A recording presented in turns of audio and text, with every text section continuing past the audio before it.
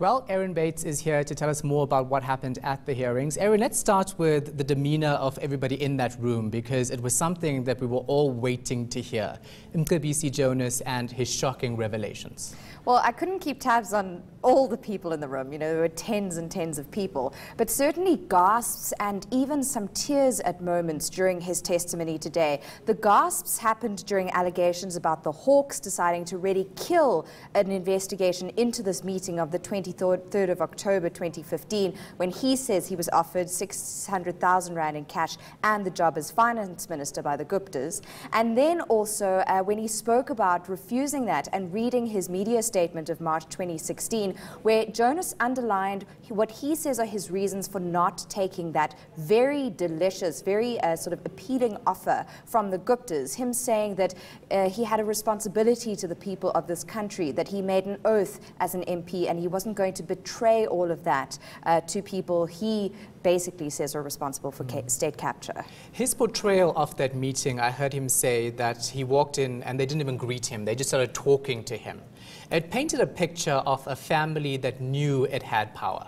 Exactly, and that's what the Gupta brother who spoke to him actually said. They said, we control everything, from the Hawks to the National Intelligence Agency and so on, making no sort of secret of the fact that they were in the driving seat of the South African government, saying the old man, referring, according to Jonas, to then President Jacob Zuma, would do anything that they wanted. He was at the bidding of this family.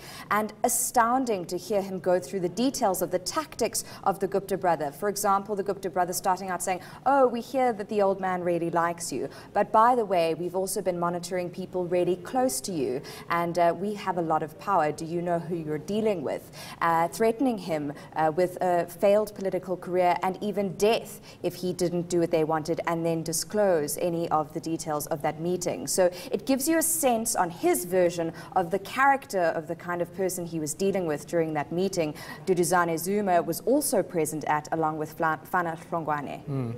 Now, the question then is, why didn't he trust the independence of the investigating bodies to do something with what he's alleging right now? Well, that's actually where there is the most explosive evidence, perhaps, from Mcebisi Jonas in terms of what we didn't know before. We had some details about this 23 October 2015 meeting because he'd made that March 2016 statement, and also because it's in the Public Protector's report, which, I must emphasize, goes into detail and gathers evidence. So in a way, although the inquiry has to start from scratch in terms of reviewing all evidence from a baseline of not knowing anything, the Public Protector's verified and sort of confirmed a lot of what is in Jonas's testimony. But the new explosive jaw-dropping stuff is really about what he says on the Hawks, and that is that they presented him with a prepared statement they wanted him to simply sign, which would kill an investigation into that meeting in October at the Gupta compound.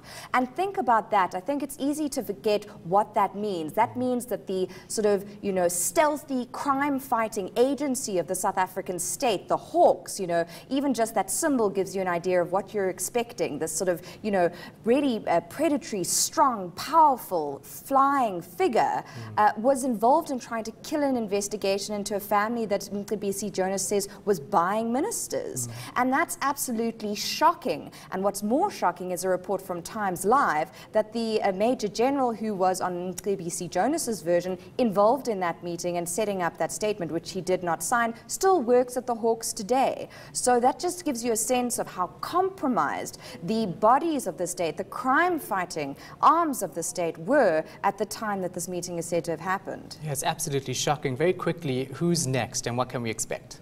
So on Monday, we're expecting Fakey Mentor to take the stand. Mcebisi Jonas is done for now, although there is the possibility that there may be cross-examination down the line. And what's important there is that he clarified or confessed or conceded that he's not clear which Gupta brother was at that meeting. It could have been Rajesh Tony Gupta or it could have been Atul. And the reason he says he's not sure is because he hadn't met the Gupta brothers before that meeting Duduzane Zuma and Fana Hlongwane were present at. So he may have got the names wrong, and that's something that may become important down the line if cross-examination happens. But he's done for now.